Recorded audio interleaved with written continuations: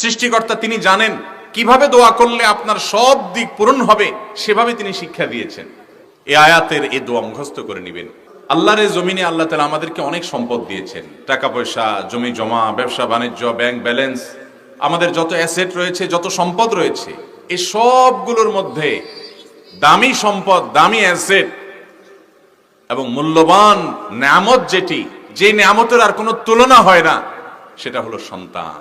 এজন্য কোনো বাবা তার সন্তানের জীবন রক্ষা করার জন্য তার জীবনের সব কিছু ত্যাগ করে হলেও সন্তানের জীবনকে রক্ষা করতে চান। একজন বাবা, একজন মা, তার সন্তান তার কাছে এত মূল্যবান যে দুনিয়াতে ব্যাংক ব্যালেন্স, ব্যবসা বাণিজ্য যা কিছু করেন, এটা মূলত করেনি বাবা তার সন্তানদের জন্য। ঠিক না ঠিক? সে যদি দুনিয়া আখিরাত উভয়টাতে সুখী হোক সেটা চান, তাহলে একজন বাবা হিসাবে, একজন মা হিসাবে আপনার আমার কিছু কর্তব্য আছে। সন্তানের অধিকার এত গুরুত্বপূর্ণ যে একজন মানুষ যেন সন্তান দুনিয়াতে আসার অনেক আগে থেকে সন্তানের ভবিষ্যৎ চিন্তা করে, সন্তান ভালো মানুষ যেন হয় সেই চিন্তা করে আগে থেকে যেন প্রস্তুতি গ্রহণ করে। এজন্য ইসলাম নির্দেশ করেছে যে তোমার বিবাহের অনেক আগে থেকে বা বিবাহের পর সর্বদা আল্লাহর কাছে দোয়া করতে হবে।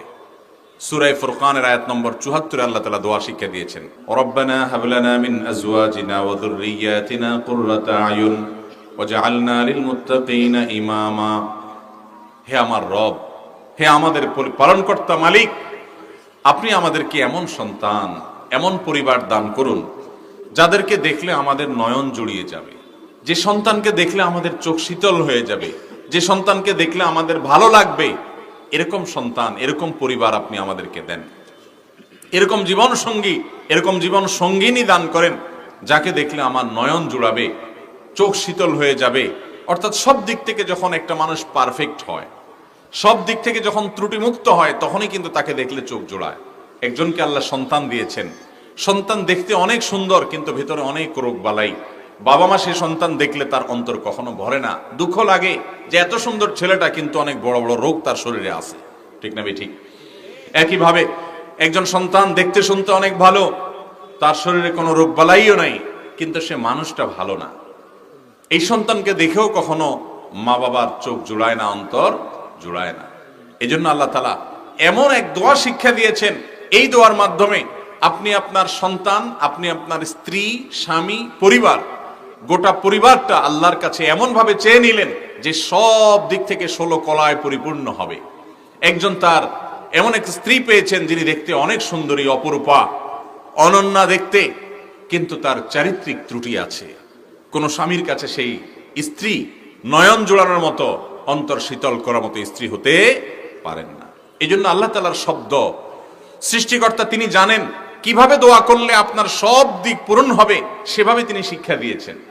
রব্বানা হাব লানা মিন আজওয়াজিনা ওয়া যুররিয়াতিনা কুররাতা আয়ুন। হে আমাদের পালনকর্তা, আপনি আমাদেরকে এমন পরিবার, এমন স্বামী, এমন স্ত্রী, এমন পরিবার এবং এমন সন্ততি দান করেন, এমন সন্তান দান করেন যাদেরকে দেখলে আমাদের চোখ শীতল হয়ে যাবে। চোখ কখন শীতল হবে? যখন সব দিক থেকে পারফেক্ট হবে, সব দিক থেকে যখন ওকে হবে, সব দিক থেকে যখন ঠিকঠাক হবে। সে শারীরিকভাবে অসুস্থ, সে মেধাবী, সে ভদ্র, সে ভালো, সে সাকসেস, সব দিক থেকে তাকে দেখলে বাবা মা সব দিক থেকে ভালো লাগায় কাজ করে। এই সন্তানকে বলা হয় নয়ন জোড়ানো সন্তান। এই নয়ন জোড়ানো সন্তান যেন আমরা পাই, সেজন্য কোরআন আমাদেরকে শিক্ষা দিয়েছে। এই দোয়ার শেষে আল্লাহ বলছেন, ওয়াজআলনা লিল মুত্তাকিনা ইমামা। আল্লাহ আমাকে, আমার পরিবারকে, আমার সন্তান সন্ততিকে আপনি মুত্তাকিদের ইমাম বানায় দেন। কাদের ইমাম বানায় দেন? মুত্তাকিদের ইমাম বানায় দেন। এখন আমরা মা বাবারা অনেকে তো দোয়া করি আমাদের সন্তান যেন ইমাম হয়, নেতা হয়। কিসের নেতা হয়? অমুক দলের নেতা হয়, তমুক দলের নেতা হয়। আর আল্লাহ তাআলা দোয়া শিক্ষা দিয়েছেন, দোয়া করো যাতে মুত্তাকিদের ইমাম হয়, নেককারদের ইমাম হয়, নেককারদের নেতা হতে পারে, আল্লাহর ওলিদের নেতা হতে পারে, পরহেজগারদের নেতা হতে পারে, ভালো মানুষ শুধু না, ভালো মানুষদের নেতা হতে পারে। মোহতারাম হাজরিন, নেক সন্তান আপনার জীবনের সবচেয়ে বড় সম্পদ। আর সেজন্য বিয়ের পরে তো বটেই, বিবাহের আগে থেকে এই দোয়া করা যেতে পারে যে আল্লাহ আমাকে একসময় যখন তুমি সংসার দিবা, দাম্পত্য জীবন দিবা, আমার যখন বৈবাহিক জীবনে আসবো আমি, আমাকে এমন পরিবার দিও যে পরিবারটা দেখলে আমার ভালো লাগে, যে পরিবারটা দেখলে আমার নয়ন জুড়ায়। আজ পারিবারিক অশান্তির সময় চলছে, কেউ স্ত্রী নিয়ে অশান্তিতে আছেন, কেউ সন্তান নিয়ে অশান্তিতে আছেন, কেউ সন্তানের ভবিষ্যৎ নিয়ে দুশ্চিন্তায় আছেন। একজন ইমানদারকে আল্লাহ রাব্বুল আলামিন দোয়া শিক্ষা দিয়েছেন। আবারও বলছি, সূরা ফুরকান আয়াত নম্বর কত? ৭৪। এই আয়াতের এই দোয়া মুখস্থ করে নেবেন।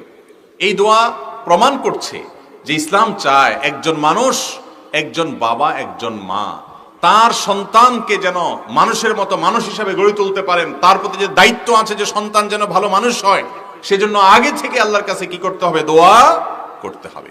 নবী করিম সাল্লাল্লাহু আলাইহি সাল্লাম আমাদেরকে যে নির্দেশ করেছেন, তোমরা যারা বিবাহ করতে চাও, যারা বিবাহ করাইতে চাও, ছেলেদেরকে, মেয়েদেরকে, অধীনস্থদেরকে, ছোটদেরকে, সবার প্রতি নবী করিম সাল্লাল্লাহু আলাইহি সাল্লামের কমন নির্দেশ, ফাজফার বিজাতিদ্দিন, ফাজফার বিজাতিদ্দিন। মেয়েদেরকে বিয়ে করে মানুষ কেউ রূপ লাবণ্য দেখে, কেউ বংশ গৌরব ঐতিহ্য দেখে, কেউ সম্পদ পয়সা কড়ি দেখে, এক একজন এক একটা দেখে বিবাহ শাদী করে।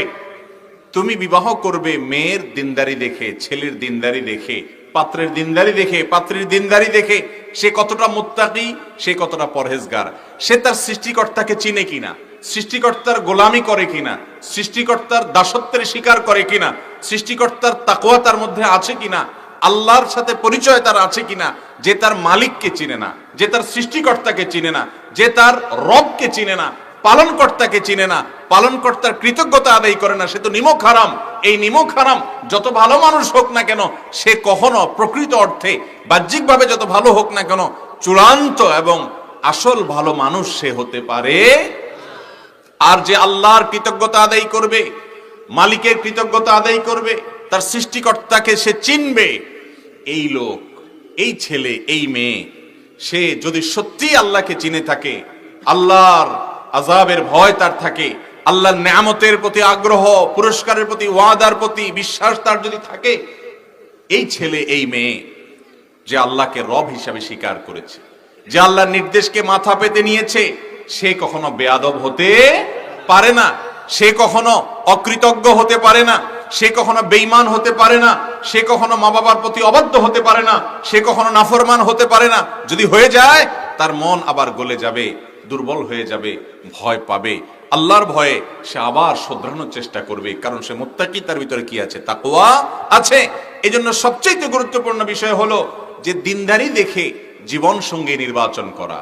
মুরব্বীরা যারা ছেলে মেয়েদের বিয়ের জন্য পাত্রী খোঁজেন, পাত্র খোঁজেন, নবী করিম সাল্লাল্লাহু আলাইহি সাল্লাম যে পয়েন্টটা বলে গেছেন, আজ সেটা আমাদের কাছে বড় গৌণ হয়ে গেছে, ঠিক না ঠিক?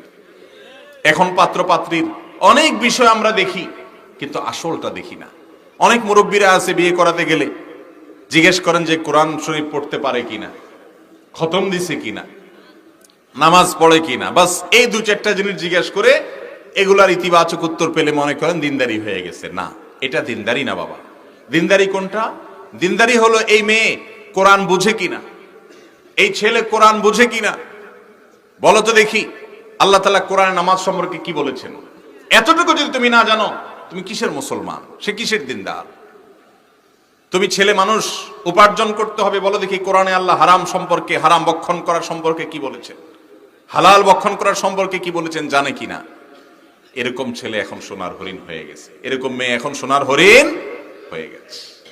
তো যে কথা বলছিলাম, যে সন্তান সন্ততি, এগুলোর তাদের প্রতি যে দায় দায়িত্ব বাবা মার আছে, কত বেশি গুরুত্ব একজন বাবা মায়ের উপরে সন্তান সন্ততির অধিকারের ব্যাপারে, কর্তব্যের ব্যাপারে, তাদেরকে মানুষ করার ব্যাপারে, যে কোরআন আগে থেকে আমাদেরকে শিক্ষা দিয়েছে দোয়া করার জন্য, এবং বিয়ের আগে থেকে ভালো জীবন সঙ্গিনী নির্বাচন করার নির্দেশ দেওয়া হয়েছে। কেন? যাতে করে তার মাধ্যমে যে সন্তান আসবে, বংশধর আসবে, তারা যেন ভালো মানুষ হয়। কারণ মা ভালো না হলে সন্তান ভালো হওয়ার সম্ভাবনা খুবই কম।